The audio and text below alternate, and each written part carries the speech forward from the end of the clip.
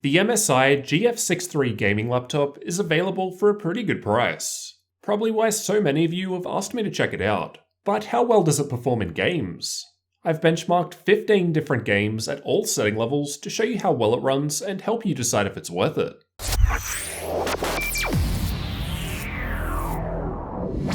Just quickly before we jump into the benchmark results, I'll cover off the specs in this laptop. There's an Intel i7 8750H CPU, NVIDIA GTX 1050 Ti Max-Q graphics, and 8GB of memory running at DDR4 2400 in single channel, so performance could be improved with a higher speed dual channel configuration. I was running Windows 10 with these NVIDIA drivers, with the fans in cooler boost mode for best performance, so let's see how well it runs. Fortnite was tested with the replay feature, and I found it to play pretty well with high settings or below, which was still able to give me a solid 60 frames per second on average. Overwatch was tested playing in the practice range, and as a pretty well optimized game, I was able to average above 60 FPS even with epic settings, with the 1% low not too far behind the average, and then even 100 FPS at ultra settings, so it was playing very well. Battlefield 5 was tested in campaign mode and not in multiplayer mode, as it's easier to consistently reproduce the test run. Low settings were needed in order to average above 60 FPS in my test, and it played pretty well. Battlefield 1 was also tested in campaign mode, and comparatively performed quite a lot better than Battlefield 5. It still felt very playable in my test at ultra settings at least, with no real difference in terms of 1% low between setting levels. PUBG was tested using the replay feature, and although this is a less optimized game, it was still playable at around low settings, with very low settings required to reach a 60 FPS average in my testing. CSGO was tested using the Uletical benchmark, and although the frame rates aren't quite as high as the usual 200 FPS I see when testing this game with other laptops, we're still seeing pretty high results, easily playable, no problems. Rainbow Six Siege was tested with the built-in benchmark, and again pretty much always results in high frame rates. At ultra settings, we're almost getting 90 FPS with 60 for the 1% low, and then up to 130 FPS at low settings. Far Cry 5 was also tested with the built-in benchmark, and there wasn't too much difference between the setting levels in terms of 1% low, and then not really that much difference with the averages either, up to 50 FPS at low settings.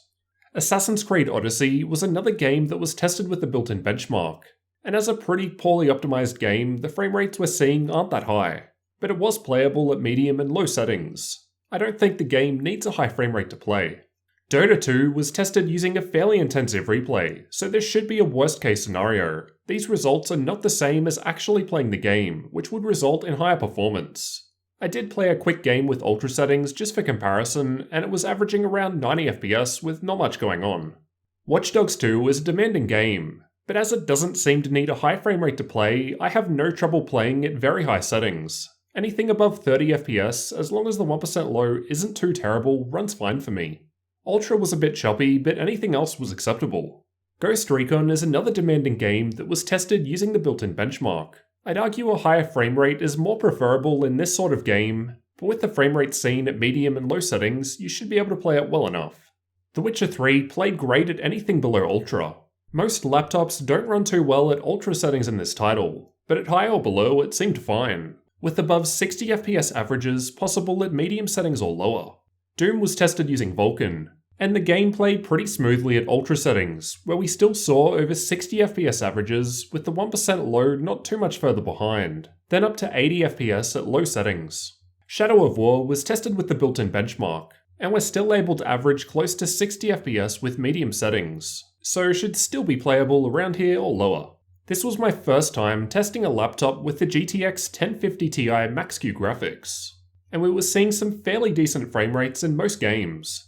Basically, all games played well at low to medium settings, while some better optimized games like Overwatch ran well even maxed out.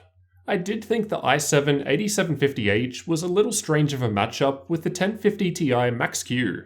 The i5 8300H probably would have made more sense here, and would likely result in a cheaper laptop that would perform basically the same in most games. As mentioned earlier, results could be improved by upgrading to a dual-channel memory configuration. Check the video linked in the top right corner for a demonstration on how that can help improve games. If you're after up-to-date pricing on the MSI GF63 gaming laptop, check the links in the description. I haven't yet tested undervolting or overclocking, as this will vary between laptops based on the hardware, but I'll cover those in future videos along with detailed temperature testing.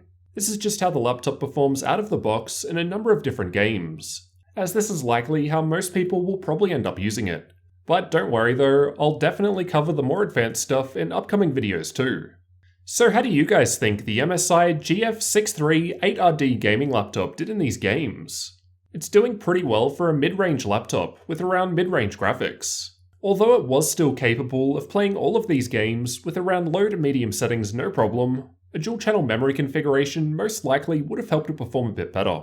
Let me know what you guys thought down in the comments, and don't forget to subscribe for the full review of the MSI GF63 gaming laptop, as well as future tech videos like this one.